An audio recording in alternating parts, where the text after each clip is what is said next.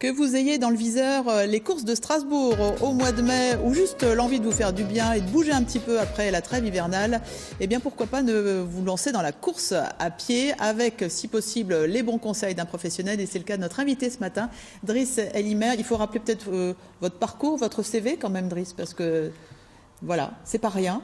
Non, le CV il est un peu plus long. long. Je vais être bref. J'étais champion de France une vingtaine de fois. J'ai participé aux championnats d'Europe, championnats du monde, Jeux olympiques, donc j'ai fait un peu le tour. Donc, et votre record sur le marathon, juste comme ça pour rêver un peu? C'est 2h06, voilà. C'est un ordre d'idée, c'est du 20 km/h tout le long des 42 km. Ouais. Voilà, moi c'est ce que je fais en vélo, mais pas à pied. Alors justement, cette course à pied, c'est vrai que bon, pour atteindre ce niveau-là, c'est trop tard à nos âges de toute façon. Mais si on a envie de démarrer, qu'on n'a jamais couru, qu'est-ce que vous conseillez aux personnes qui nous regardent ce matin?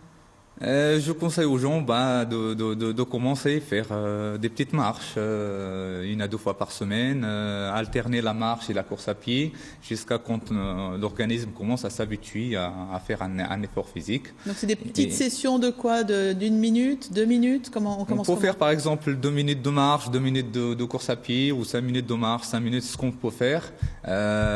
Et on continue on fera ça sur 20 minutes, une durée de 20 minutes ou 30 minutes, ce qu'on pourra faire comme exercice. Et après, on pourra faire derrière un peu d'étirement, un peu de stretching. Et si vous avez besoin, vraiment, si vous êtes perdu, n'hésitez pas à venir demander conseil ou aller voir un professionnel pour demander conseil. Pour être accompagné, effectivement. Se mettre à la course à pied, c'est quand même s'engager dans quelque chose d'un peu sportif. Est-ce qu'il faut faire un petit bilan médical avant de démarrer?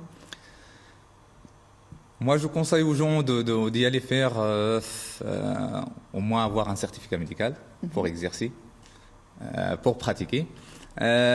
Sinon, si on a vraiment des problèmes de cœur et tout ça, il faut aller voir un cardiologue pour faire un petit test avant de faire quoi que ce soit. Ouais, docteur Krouchek, qu'est-ce que vous en pensez? C'est bien de faire un petit check-up avant de vous lancer sur les pistes? Je pense, et puis regarder un petit peu l'état de ses tendons, l'état, s'il y a eu une fracture avant, enfin il y a des tas de choses comme ça à regarder quand même. L'état des pieds aussi, parce qu'il faut avoir des pieds en bonne santé pour pouvoir impacter, parce que ça. Et puis l'épreuve d'effort en fait est souvent recommandée si on fait un semi-marathon ou un marathon. Mais même pour les courses, les 5 km ou les 10 km, on a besoin d'un certificat médical? Oui, mais pas forcément de l'épreuve d'effort. D'accord. Voilà. Alors, autre élément auquel il faut penser quand même, c'est le matériel. C'est vrai que l'avantage de la course à pied, c'est qu'on n'a pas besoin de beaucoup de choses. Il faut par contre une bonne paire de baskets. Comment est-ce qu'on l'a choisi, cette paire de baskets? La paire de baskets, il faut aller dans des enseignes spécialisées pour avoir de bons conseils. Donc, toujours l'importance du conseil. En général, il y a des gens qui vont sur Internet.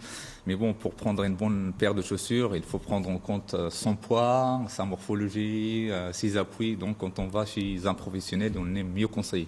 Voilà, ils nous regardent courir, ils nous permettent d'essayer des baskets, ils nous regardent courir pour voir comment est-ce qu'on positionne notre pied, c'est ça? Voilà, exactement. Ils ont du matériel adapté et ils font des tests soit en marche, en course, en courant sur un tapis de course. Et là, on regarde un petit peu les appuis de la personne pour lui conseiller la bonne paire de chaussures.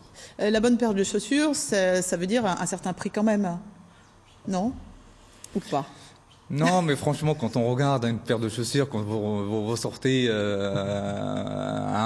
vous faire un petit restaurant, ça coûte une paire de chaussures. Oui, non, mais c'est pas ça. Il faut dire qu'une paire de baskets à 15 €, ça fait pas la même chose qu'une paire de baskets à Exactement. À 100, donc, quand c'est moins cher, donc il faut faire attention. Donc, il faut vraiment une bonne paire de chaussures, ça coûte aux alentours de 100 €. C'est ça, effectivement. Et après, on est tranquille pour un petit moment, sauf si vous faites 40 km tous les jours.